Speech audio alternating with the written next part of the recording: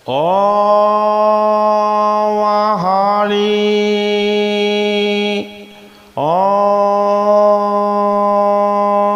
ৰাম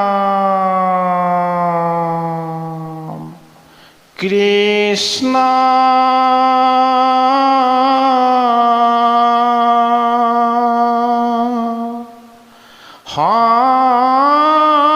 শংকৰ গুৰু হৰি ৰাম ও নমো ভগৱতে বাসুদেৱায়।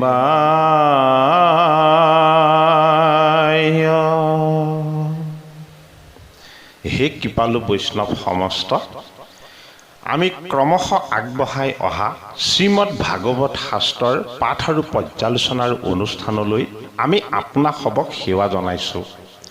আমি আজি ভাগৱতৰ প্ৰথম স্কন্ধৰ যোৱাভাগী পাঠত মংগলাচৰণ মানে কি আমি এই শীৰ্ষক পাঠ পৰ্যালোচনা আগবঢ়ালোঁ।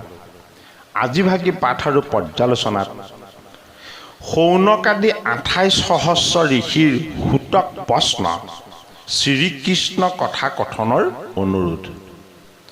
ভাগৱতৰ প্ৰথম স্কন্ধৰ আৰম্ভ হৈ গৈছে। মংগল আচৰণ স্বৰূপ জয় জয় কৃষ্ণ কৃপাময় মহেশ্বৰ, যাৰ আজ্ঞা শিৰে বহে ব্ৰহ্মা হৰিহৰ। তিনি অহংকাৰৰ তিনিজন দেৱতা ব্ৰহ্মা বিষ্ণু হৰ, এই তিনিজনেও যিজন ভগৱন্ত কৃষ্ণৰ আজ্ঞা শিৰত ধাৰণ কৰে। ভগৱন্ত কৃষ্ণৰ আজ্ঞা পালন কৰি সৃষ্টি স্থিতি আৰু লয় এই তিনি কাৰ্য যি তিনিজন দেৱতাই সাধন কৰে, সেই তিনিজন দেৱেও ভগৱন্ত কৃষ্ণ প্ৰভুক উপাসনা কৰে। সেইজন ভগৱন্ত কৃষ্ণৰ পৰম পবিত্ৰ কথা নৈমিষা অৰণ্যত সূতৰ সত্ৰত 28 সহস্ৰ ঋষিয়ে শ্ৰৱণ কৰিবৰ ইচ্ছা কৰিলে। 28 সহস্ৰ ঋষি বেদত প্ৰধান,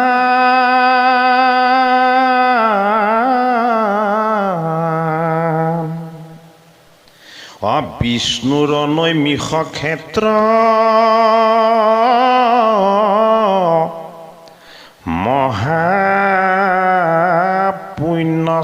মহাপুণ্যস্থান।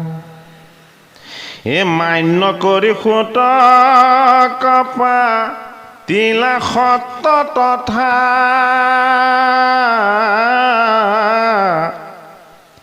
এ শৌনক মুখে শুনে ভাগৱত কথা।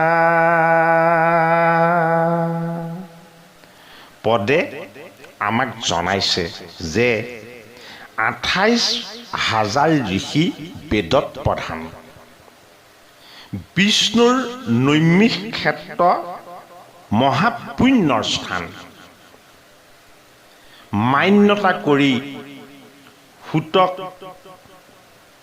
ভাগৱত স্বৰূপ শাস্ত্ৰৰ কীৰ্তন কৰিবৰ কাৰণে গুৰুৰ আসনত অধিষ্ঠিত কৰাই সৎ সংৰূপেৰে তেওঁলোকে সত্ৰ আয়োজন কৰিলে।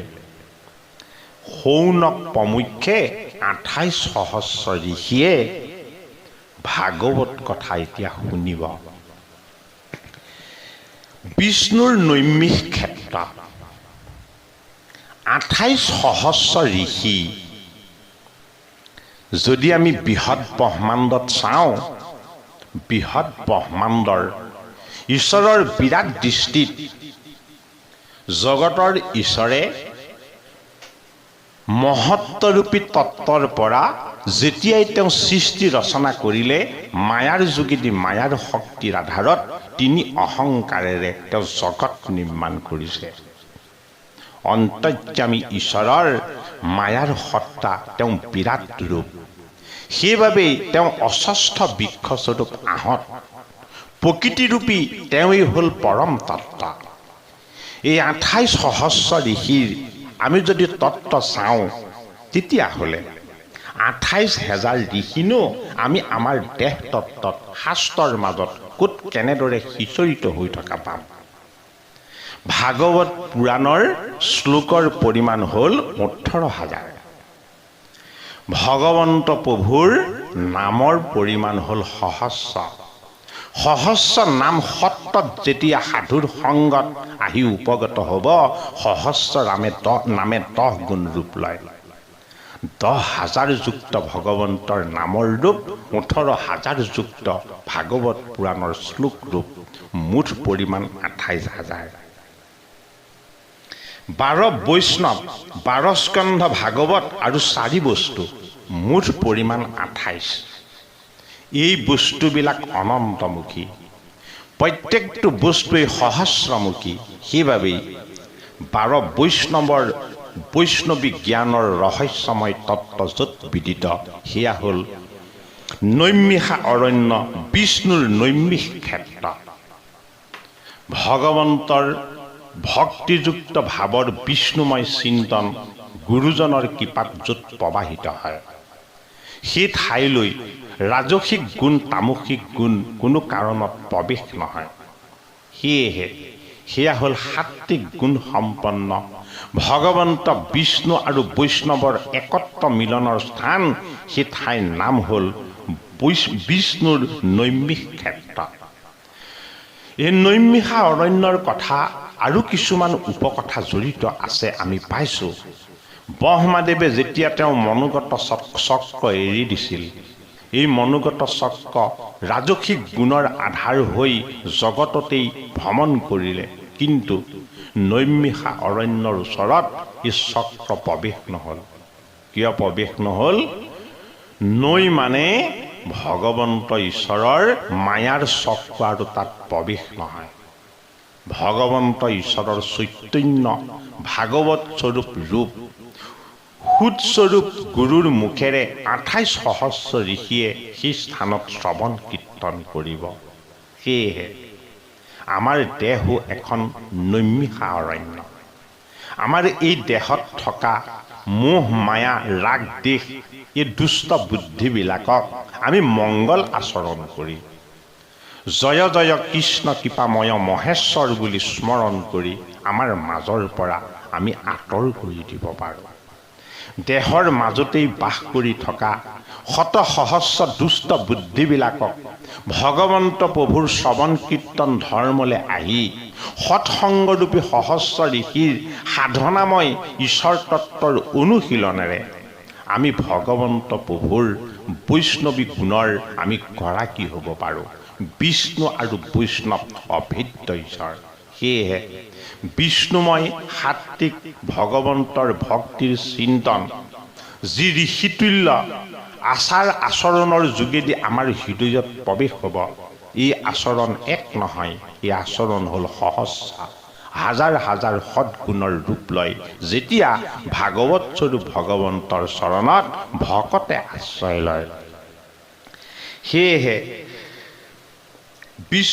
ব্ৰহ্মাৰ মনোগত চক্ৰৰূপী ৰাজসিক গুণ আৰু তামসিক গুণ নৈমিষা অৰণ্যত প্ৰৱেশ নহয় আমাৰ দেহ মন আৰু হৃদয় এই তিনিটা বস্তুক একেলগে কোৱা হয় নৈমিষ বুলি কায় বাক্য আৰু মন এই তিনিটা বস্তু নৈমিষ স্বৰূপ এই তিনিটা বস্তুত আত্মাৰূপী ঈশ্বৰৰ যেতিয়া ৰমণ হ'ব ই তেতিয়া নৈমিষ ক্ষেত্ৰ হ'ব নৈমিষা অৰণ্য হ'ব মায়া আৰু মোহৰ ভ্ৰান্তিযুক্ত চঞ্চল মৃগয়া কৰা অৰণ্যৰ সংসাৰৰূপী বনৰ পৰিৱৰ্তে ভগৱন্তৰ কথা শ্ৰৱণ কীৰ্তন আৰু মনন কৰা নৈমিষা স্বৰূপ শুদ্ধ সাত্বিক ঈশ্বৰ তত্ত্বৰ অনুভৱৰ এখন অৰণ্য হ'ব যি অৰণ্যৰ নাম হ'ল নৈমিষাৰণ্য ভগৱন্ত প্ৰভুৰ ভাগৱত স্বৰূপ তত্ত্ব আমাৰ দেহ তত্ত্বৰ মাজত আমি দৰ্শন পাব লাগিব।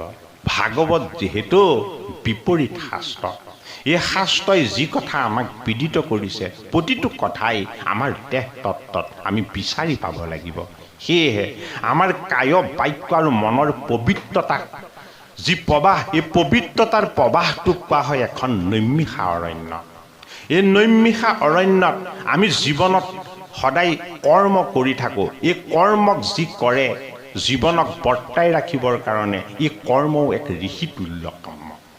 এই ঋষিতুল্য কৰ্মবিলাকক আমি জীৱনৰ সৎকৰ্ম বুলিও ক'ব পাৰোঁ, আমি আমাৰ জীৱনৰ যজ্ঞ বুলিও ক'ব পাৰোঁ।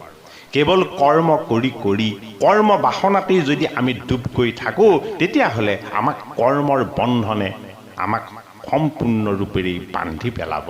সেয়েহে বিষ্ণুস্বৰূপ ঈশ্বৰৰ আত্মতত্ত্ব ৰমণ হৈ থকা আমাৰ এই দেহ ক্ষেত্ৰ হ'ল নৈমিষাস্বৰূপ ঈশ্বৰৰ কায় বাক্য আৰু মনক শুদ্ধ কৰি ভগৱন্ত অন্তৰ্যামী ঈশ্বৰৰ লগত মিলন হৈ যাব পৰা এক পবিত্ৰ পুণ্য তীৰ্থক্ষেত্ৰ। সেয়েহে নৈমিষা অৰণ্য বুলি ক'লে এই কথাও নোহোৱা নহয় যে প্ৰাকৃতিকভাৱে উপগত হোৱা সেই নৈমিষা অৰণ্যটো সহস্ৰ ঋষিয়ে ভাগৱত কথা 28 সহস্ৰ ঋষিয়ে ভাগৱত কথা শ্ৰৱণ কৰিছিল। কিন্তু ক্ষুদ্ৰ ব্ৰহ্মাণ্ডৰ দৃষ্টিৰে আমাৰ দেহো এক নৈমিষা অৰণ্য। দেহৰ মাজত মায়া মোহ বিষয় বাসনাৰ বন্ধনবিলাকক আমি যদি মংগলযুক্ত আচৰণ আশ্চৰ্যৰূপী ভাগৱতৰ পবিত্ৰ শুদ্ধ সংস্কাৰৰ যোগেদি যদি আমি ভাগৱতমুখী হ'ব পাৰোঁ, ভগৱানমুখী হ'ব পাৰোঁ, তেতিয়াহ'লে আমাৰ কায় বাক্য মনত সততাৰ প্ৰতিষ্ঠা হ'ব। সততাৰূপী সৎসংগে এইখন সত্ৰ পাতিব। এই সত্ৰত জীৱাত্মা আৰু পৰমাত্মাৰ মিলন হৈ যাব।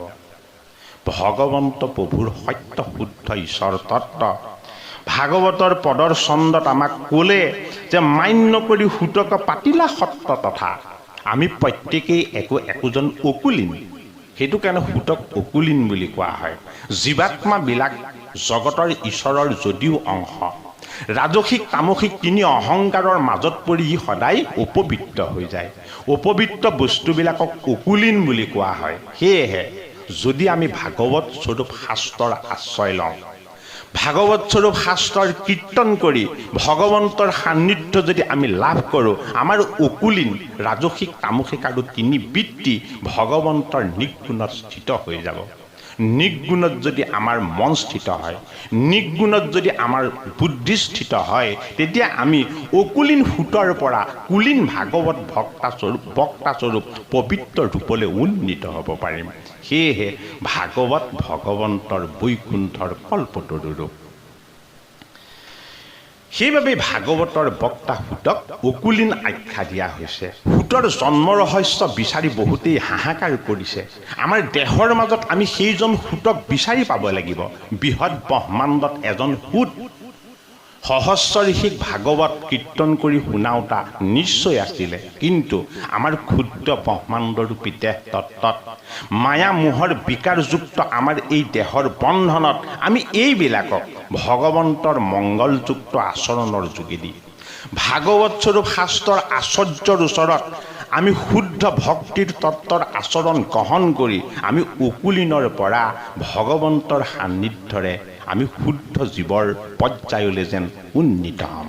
সেয়েহে 28 সহস্ৰ ঋষি ভগৱন্ত প্ৰভুৰ নিৰাকাৰ নিৰ্গুণ তত্ত্বৰ এক ৰহস্যৰূপ। সৌনক প্ৰমুখ্যে সৌনক যি শ্ৰৱণ কৰে তেওঁ হ'ল সৌনক, যি কীৰ্তন কৰে তেওঁ হ'ল সুত। মূল সংস্কৃত সং ধাতুৰ পৰাই উৎপত্তি হৈছে সৌনক আৰু সুত। সং মানে হ'ল অক্ষৰ ব্ৰহ্ম, সং মানে হ'ল শুদ্ধ নিৰাকাৰ ব্ৰহ্ম, সং মানে হ'ল ভগৱন্ত ঈশ্বৰ কৃষ্ণৰ শব্দৰূপী ভাগৱতময় অক্ষৰ ব্ৰহ্মৰ তত্ত্ব। সেয়েহে এই সংৰূপী ভাগৱতৰ যি কীৰ্তন কৰে তেওঁ হৈ পৰে সুত, আৰু এই সংৰূপী অক্ষৰ ব্ৰহ্মৰ যি শ্ৰৱণ কৰে তেওঁ হৈ পৰে সৌনক। ভাগৱতৰ প্ৰতিটো তত্ত্ব আমাৰ দেহ তত্ত্বৰ মাজত আমি এইদৰে পৰমাৰ্থিক দৃষ্টিৰে আমি বিচাৰ কৰি চাব লাগিব। হে শৌনক বদতি শুনা সুতম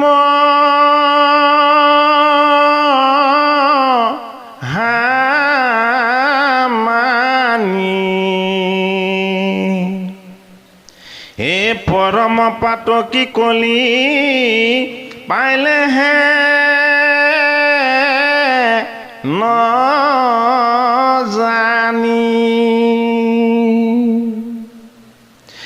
হে আৰম্ভিলো যজ্ঞবাসী সহস্ৰ বৎসৰ হোম ধূৰ্মে ধূৰ্ম বৰ্ণ ভৈলক লেবৰ পদে আমাক কৈছে শৌনক বদতি শুনা সুত মহামানী হে আমাৰ আচাৰ্যৰূপী সুত হে মহামানী তুমি শুনাচোন পৰম পাতকী বা পাপী এই কলি আহি পৃথিৱীত পাই গ'লহি আৰু কলিৰ কলি কণ্ডলৰ পৰা আমি ঋষিসৱ মুক্ত হ'বৰ কাৰণে আমি নৈমিষা অৰণ্যত সহস্ৰ বছৰ যজ্ঞ আৰম্ভ কৰিলোঁ মাধৱ মহাপুৰুষে আমাক নামঘোষা শাস্ত্ৰত দেখুৱাইছে হে সহস্ৰ সহস্ৰৱতী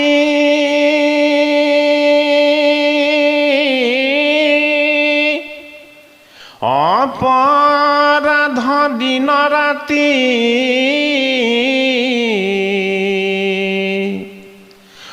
অকৰুময়ী মহামূঢ় জন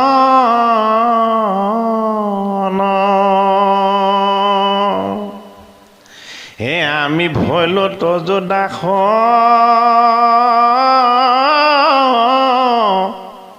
হাকে মানি জগবাস অসমীয় শ্ৰীমধুষ ধান খমেও শ্ৰীমধু ধান বৃহৎ ব্ৰহ্মাণ্ডৰ দৃষ্টিকোণেৰে ৬০ সহস্ৰ বা ৬০,০০০ ঋষিয়েই যজ্ঞ সাধনা কৰিছিল কিন্তু এই যজ্ঞত প্ৰধান ৬০ সহস্ৰ ঋষিৰ ৩২,০০০ বা ৩২,০০০ ঋষিয়ে সুতৰ মুখে ভাগৱত নুশুনো বুলি আঁতৰি গুচি গ'ল তেওঁলোকে কৰ্মকাণ্ড প্ৰৱৰ্তাই থাকিলে কিন্তু ২৮ সহস্ৰ ঋষিয়ে সুতৰ মুখেদি কৃষ্ণৰ কথা শ্ৰৱণ কৰাৰ ইচ্ছা কৰিলে নৈমিষা ক্ষেত্ৰত প্ৰৱেশ সেইজন হ'ব নোৱাৰিব যিজনৰ লগত মই জানো বুলি মই বেদবেত্তা বুলি মই বেদৰ তত্ত্বক জানিলোঁ বুজিলোঁ আৰু মই সমস্তখিনি পালোঁ বুলি যিজনে অহংকাৰ কৰিব সুতৰ সত্ৰত সেই ৩২,০০০ ঋষিৰ প্ৰৱেশ কোনো কাৰণত হ'বই নোৱাৰে ভাগৱত বৈকুণ্ঠৰ কল্পতৰু শাস্ত্ৰ ভাগৱত ভগৱন্ত কৃষ্ণৰ নিৰ্মল ৰূপ সেয়েহে এই শাস্ত্ৰৰ মাজত প্ৰৱেশ সেইজনে হ'ব যিজনৰ লগত মই জানো বুলি অহংকাৰ নাই যিজনৰ লগত মই বুজিলোঁ বুলি কোনোদিন অহংকাৰে অতিষ্ঠ কৰা নাই সেইজনেহে সুতৰূপী ভাগৱত বক্তাৰ মুখেৰে ভগৱন্তৰ পৰম পবিত্ৰ ভাগৱত কথা শ্ৰৱণ কৰি আনন্দিত হ'ব সেয়েহে বেদৰ মন্ত্ৰৰ যোগেদি অহংকাৰী হোৱা ৩২,০০০ ঋষিক ভাগৱতে তেওঁৰ চৰণৰ স্থান নিদিলে গতিকে বিষ্ণু বৈষ্ণৱৰ একত্ৰ ক্ষেত্ৰস্বৰূপ সুখ আৰু শৌনকৰ মহামিলনৰ তীৰ্থ আমাৰ এই দেহত জীৱাত্মা ৰূপী সহস্ৰ ঋষি পৰমাত্মা ৰূপী সুতৰ লগত যেন বন্ধন হৈ থকা এক ঈশ্বৰ তত্ত্ব সেয়েহে আমি জগতৰ ঈশ্বৰে দিয়া এই পুণ্যময় মানৱ জীৱনটোত সৰুৰে পৰাই ভাবি থাকোঁ যে আমি ভালদৰে কৰ্ম কৰি আমি জীৱনত ধনী হ'ব লাগিব, মানি হ'ব লাগিব, আমি বহুত ওপৰলৈ যাব লাগিব। কিন্তু কিমান ওপৰলৈ বগাব? উচ্চ ডাঙৰ ডাঙৰ অট্টালিকাবিলাকৰো দেখোন এদিন ধ্বংস হৈ গৈছে। পেণ্টাগনতো আক্ৰমণ কৰি তাকো ধ্বংসস্তূপত পৰিণত কৰি দিছে। কিন্তু আধ্যাত্মিক তত্ত্বৰূপী ঈশ্বৰ তত্ত্বৰ পৰম পবিত্ৰ সুদৃঢ় সবল ভগৱন্তৰ ৰহস্যময় ভক্তিৰ তত্ত্বত আজিলৈকে কোনেও আক্ৰমণ কৰিব পৰা নাই। সেয়েহে অতি সুউচ্চ ঠাই, ভগৱন্তৰ সান্নিধ্য লাভ কৰা পবিত্ৰ ঠাই আমাৰ এই জীৱনটো। এই জীৱনত আমি জ্ঞানৰ অহংকাৰক ত্যাগ কৰি ভোগ বিলাস আনন্দ উন্মত্ততা এইবিলাকক আমাৰ পৰা আমি নিলগ কৰি আমি যে জীৱনত সহস্ৰ সহস্ৰ অপৰাধবিলাক অজ্ঞানবশতঃ সংগঠিত কৰিছোঁ, ভগৱন্তৰ কৃপাৰ যদি সান্নিধ্য পাওঁ এই অভিসম্পাদযুক্ত অপৰাধবিলাক ভগৱন্ত কৃষ্ণই জ্ঞান বিদ্যা বুদ্ধি আৰু ভক্তিৰ যোগেদি আমাৰ পৰা আঁতৰ কৰি দিব, নিলগ কৰি দিব। সেয়েহে ভাগৱতৰ প্ৰথম স্কন্ধত নিজৰ সন্তুষ্টিৰ কাৰণে যজ্ঞৰূপী কৰ্মকাণ্ডক আৰম্ভ কৰিলে ঋষিগণে। কিন্তু সহস্ৰ বছৰ যজ্ঞ কৰাৰ পাছত তেওঁলোকৰ চুলি দাঢ়িবিলাক ধূম্ৰ বৰ্ণৰ হৈ গ'ল। অৰ্থাৎ এলান্ধুকলীয়া পৰম্পৰাবিলাকক যদি আমি শ্ৰেষ্ঠ বুলি ধৰি থাকোঁ, যি সময়ৰ যি যুগ ধৰ্ম, সেই যুগ ধৰ্মক যদি আমি ধাৰণ নকৰোঁ, তেতিয়াহ'লে সময়ে আমাক এৰি থৈ যাব। যিদৰে ৩২ সহস্ৰ ঋষিক নিগুণ নাম বস্তুৱে এৰি থৈ গুচি গ'ল, ২৮ সহস্ৰ ঋষিয়েহে ভগৱন্তৰ ভাগৱত স্বৰূপ কল্পতৰু শাস্ত্ৰৰ সান্নিধ্য লাভ কৰিলে। গতিকে আমাক ভাগৱত শাস্ত্ৰই বুজাইছে যে তুমি জীৱনত ঈশ্বৰক পাম বুলি যদি কেৱল কৰ্ম বন্ধনতেই যদি পৰি আছা, তেতিয়াহ'লে এই কৰ্ম বন্ধনযুক্ত তোমাৰ দেহক অৱক্ষয়লৈ অনা ধূম্ৰ বৰ্ণৰ কৰি দিয়া এনেকুৱা ধৰণৰ বন্ধনযুক্ত কৰ্মবিলাকৰ পৰা তুমি নিজক মুক্ত কৰি ভগৱন্ত প্ৰভুৰ নিগুণ নাম বস্তু আৰু ভাগৱতৰ তুমি সান্নিধ্য লাভ কৰিবলৈ যত্ন কৰা। যিটো কৰ্ম কৰোৱাত নাহিকে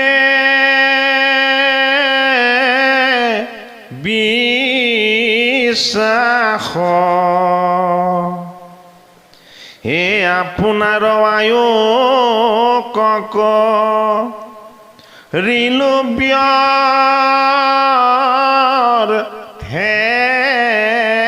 নাশ, অসম্প্ৰীতি তুমি চিন্তি হুকম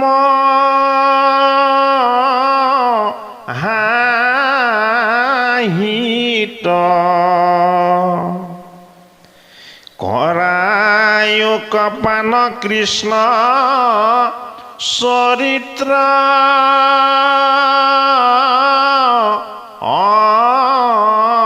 অমৃত।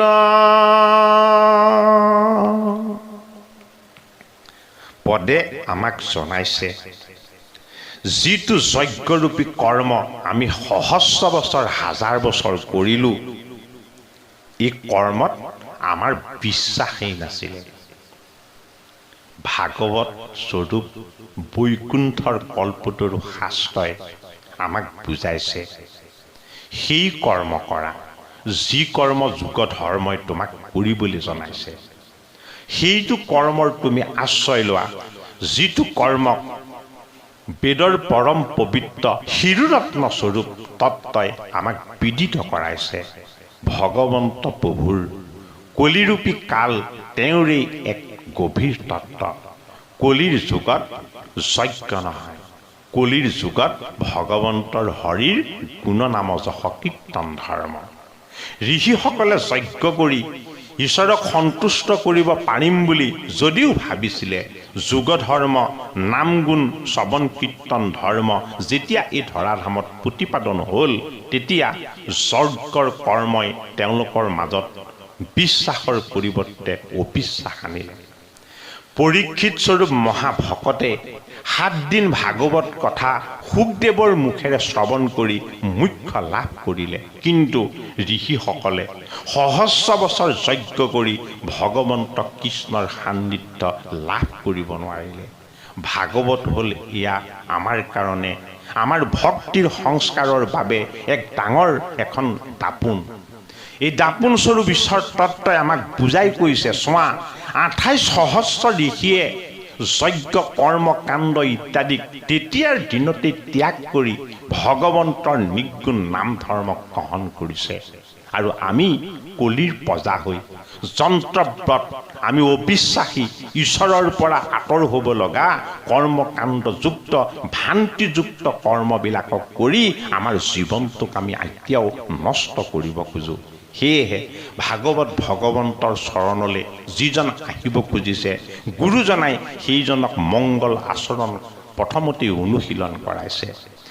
ঋষিসকলে নিজৰ যজ্ঞ কৰ্মৰ যোগেদি ঈশ্বৰক পাব নোৱাৰে বুলি নিজেই বিশ্বাসত পতিয়ন গ'ল, আৰু শেষত তেওঁলোকে সুত মুনিৰ মুখেৰে ভাগৱত কথা শ্ৰৱণ কৰিবৰ কাৰণে, ঈশ্বৰক সাক্ষাৎ কৰি মোক্ষ লাভ কৰিবৰ কাৰণে সত্ৰপাতি ভাগৱত স্বৰূপ ভগৱন্ত কৃষ্ণস্বৰূপ ঈশ্বৰৰ গুণ নাম আৰু যশ শ্ৰৱণ কৰিবলৈ ইচ্ছা কৰিলে। হে ৰাম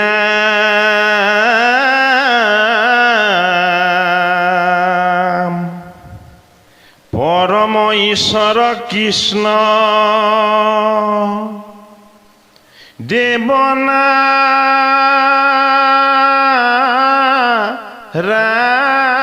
দেৱনাৰায়ণ, হে তান মহাভক্তিটো শ্ৰৱণ কীৰ্তন,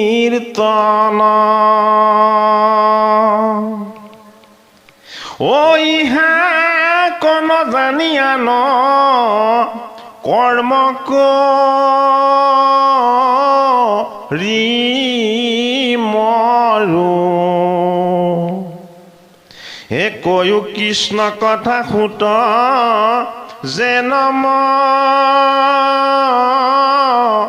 তে তৰো।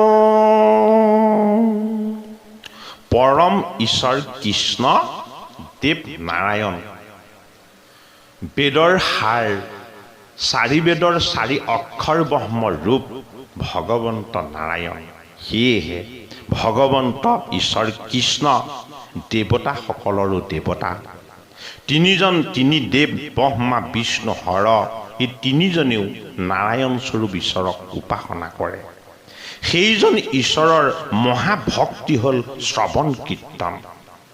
এই মহাহৰি নাৰায়ণ স্বৰূপ নিৰ্গুণ ঈশ্বৰক শ্ৰৱণ কীৰ্তন ধৰ্মৰ কথা আমি 28 সহস্ৰ ঋষিয়ে নাজানি আমি যজ্ঞ কৰিলোঁ সহস্ৰ বছৰ, 1000 বছৰ, কিন্তু লাভৰ মূৰকত আমাৰ দাড়ি আৰু চুলিবিলাক ধোঁৱা বৰণৰ হৈ গ'ল। আমাৰ কলেৱৰ এলান্ধুকলীয়া হৈ গ'ল। আমাৰ এই এলান্ধুকলীয়া কলেৱৰ, অপবিত্ৰ কলেৱৰক আমি এইবাৰ ভগৱন্তৰ ভাগৱত স্বৰূপ শ্ৰৱণ কীৰ্তন ভক্তিক বৰণ কৰি আমি পবিত্ৰ কৰিব বিচাৰিছোঁ। ভগৱন্ত কৃষ্ণৰ পৰম পবিত্ৰ সান্নিধ্য শ্ৰৱণ কীৰ্তন ভক্তিৰ যোগেদি লাভ হয় বুলি আমি জানিবলৈ পাইছোঁ, আৰু ইয়াক নাজানিহে অন্য কৰ্মবিলাক আমি কৰি আছিলোঁ। ভাগৱত শাস্ত্ৰই প্ৰথম দেখাইছে ঋষিসকলে কৰি থকা ভুলবিলাকৰ সংশোধন। সেইবাবেই ভাগৱত হ'ল এনে এক ঈশ্বৰৰ বিপৰীত শাস্ত্ৰ, যি শাস্ত্ৰই আগতে কৰি থকা ভুলবিলাককো ঋষিস্বৰূপ শ্ৰেষ্ঠজনকো প্ৰথমতেই শুধৰণি হ'বৰ কাৰণে ৰাস্তা দেখুৱাই দিয়ে। আমি অকিঞ্চন, আমি সংসাৰৰ বিষয় মায়ামোহৰ বন্ধনত নিমজ্জিত, আমাৰ কি অৱস্থা হ'ব? সহস্ৰ ঋষিৰেই যদি তেনে দুৰৱস্থা হয়, কিন্তু আমাৰ মহাভাগ্য, আমি কলি যুগৰ প্ৰজা। কলিৰ সন্ধ্যাত পৰীক্ষিত স্বৰূপ মহাভকতে ভাগৱত কথা শ্ৰৱণ কৰি যদি মুখ্য সাধনৰ উদাহৰণ আৰু প্ৰমাণ আমাৰ হাতত দি থৈ যাব পাৰে, 28 সহস্ৰ ঋষিয়ে যজ্ঞক ত্যাগ কৰি ভাগৱতৰ কথা শ্ৰৱণ কীৰ্তন কৰি পৰম পদ পাম বুলি যদি আমাৰ হৃদয়ত বিশ্বাস জাগ্ৰত কৰিব পাৰে, তেনে পৰম পবিত্ৰ ভাগৱত স্বৰূপ শাস্ত্ৰৰ ওচৰলৈ যিজনে আহে, সেইজনকেই ভগৱন্তই যেন মোৰ বুলি গ্ৰহণ কৰে। 28 সহস্ৰ ঋষিৰ ভগৱন্ত কৃষ্ণৰ পৰম পবিত্ৰ কৃপাৰ দৃষ্টি সুদস্বৰূপ ভাগৱত বক্তাৰ ওচৰত শৌনকাদি সহস্ৰ ঋষিৰ ভগৱন্তক যেন পাবৰ কাৰণে এক গভীৰ নিবেদন। আমিও ভাগৱত স্বৰূপ ভগৱন্তৰ ওচৰত আমি নিজকেই নিবেদন জনাব লাগিব। জীৱনৰ কৰ্মবন্ধন, মায়া আৰু মোহৰ বন্ধনবিলাকৰ পৰা হে জগতৰ হৰি, তুমি আমাক মুক্ত কৰি দিয়া। তোমাৰ পৰম পবিত্ৰ গুণ যশ আৰু লীলাৰ কলিযুগৰ শুদ্ধ ধৰ্ম তুমি আমাৰ হৃদয়ত বিদিত কৰা। 28 সহস্ৰ ঋষিয়ে এইদৰে সুতক জনালে যে আমি মহাভক্তি শ্ৰৱণ কীৰ্তনক নজনাৰ বাবেই আমি অকৰ্ম কৰি মৰিছিলোঁ, আৰু সেই সুত আমি কেনেকৈনো তাৰণ হ'ব পাৰিম, উদ্ধাৰ হ'ব পাৰিম, তুমি এতিয়া আমাক জনোৱা। ইহাতেহে আমাৰ লীল মহাভাগ,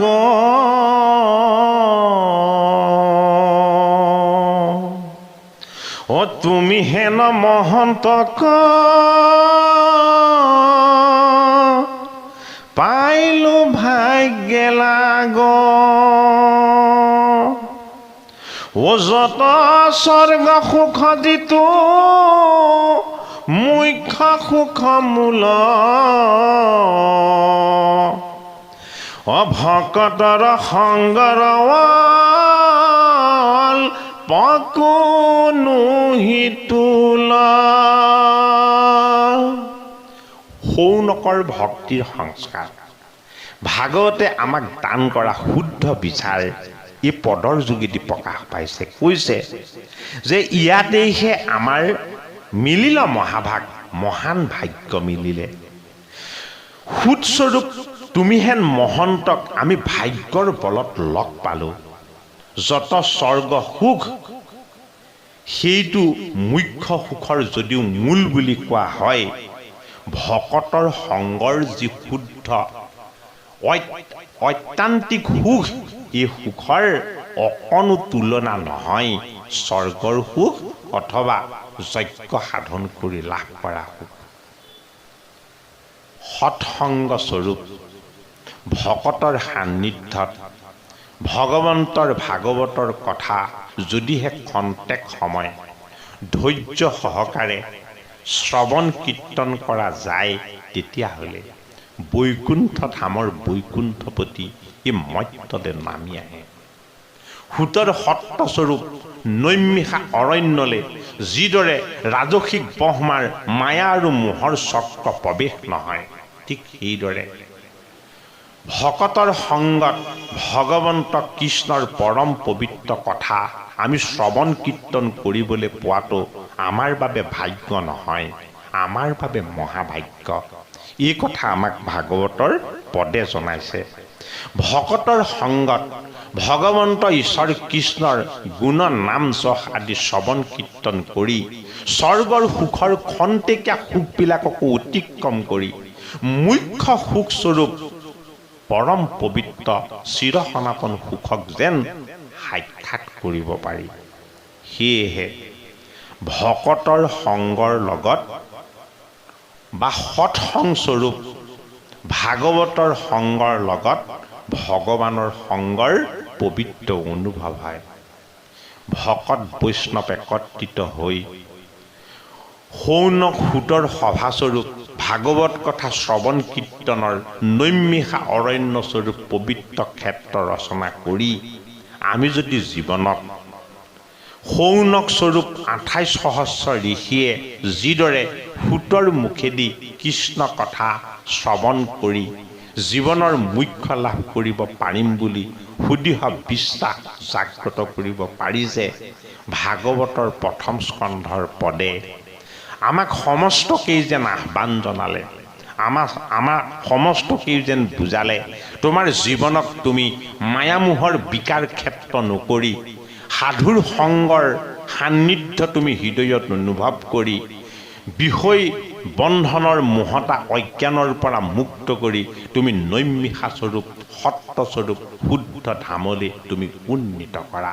সৎসংগৰ আকাংক্ষাই ভাগৱত স্বৰূপ বাংময় ভগৱন্তৰ মূৰ্তিৰ সান্নিধ্যই ভকতৰ সংগে তোমাক ঐকান্তিক সুখ দান কৰিব সেয়েহে ভগৱন্তৰ কথা শ্ৰৱণ কীৰ্তন আনন্দেৰে হোৱা ঠাই সেই ঠাইয়েই হ'ল আমাৰ কাৰণে এতিয়া নৈমিষা ক্ষেত্ৰ সুতৰ সত্ৰ সৌনকৰ সভা এই সভালৈ বৈকুণ্ঠপতি নিজেই নামি আহি তেওঁ গুণযশ আৰু লীলাক আনন্দেৰে চাই থাকে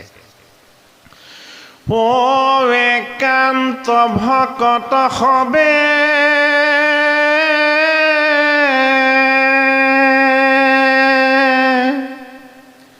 নিৰ্গুণ কৃষ্ণৰ গুণ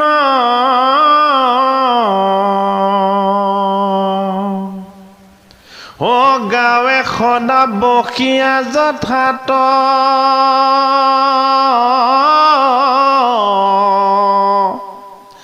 বৈকুণ্ঠক পৰিহৰি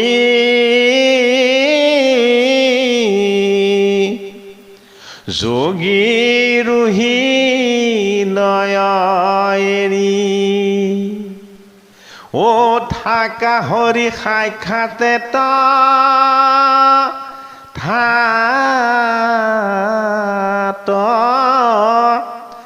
থাকা হৰি সাক্ষাতে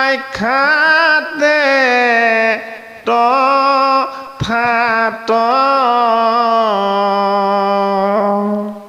24 তত্ত্ব আৰু 4 বস্তু মুঠ পৰিমাণ 28 গুৰুদেৱ নাম আৰু ভকত ঈশ্বৰৰ 24 তত্ত্বৰ সমন্বয় 28 সহস্ৰ ঋষিৰ ৰূপ লৈ আমাৰ দেহ ক্ষেত্ৰক নৈমিষা ক্ষেত্ৰ কৰিব পাৰে ভগৱন্তৰ পৰম পবিত্ৰ শ্ৰৱণ কীৰ্তন ভক্তিৰ ভগৱন্তৰ বৈকুণ্ঠপতিৰ চৰণৰ সান্নিধ্য যদি আমি ভগৱন্তৰ কৃপাত লাভ কৰোঁ বৈকুণ্ঠ ধামৰ ভগৱানজন সাধুৰ সংস্বৰূপ ভকতৰ নৈমিষা ক্ষেত্ৰ স্বৰূপ শ্ৰৱণ কীৰ্তন ক্ষেত্ৰত আহি বিৰাজমান হৈ তেওঁ গুঞ্জক লীলাক তেওঁ চাই থাকে এই কৃপালো বাপ বান্ধৱাই সমস্ত ঋষিসকলে হাজাৰ বছৰ জোৰা যজ্ঞ আৰম্ভ কৰিলে কৰ্মৰ ধুৱাই বন্ধনৰ ৰূপ লৈ কৰ্মবন্ধনৰ ধূৰ্মবন্ধ কলেৱৰ নিৰ্মাণ কৰিলে এলান্ধুকলীয়া যন্ত্ৰবৎ যজ্ঞত অতিষ্ঠ হ'ল নহ'ল সন্তুষ্ট কৰ্তা ঋষি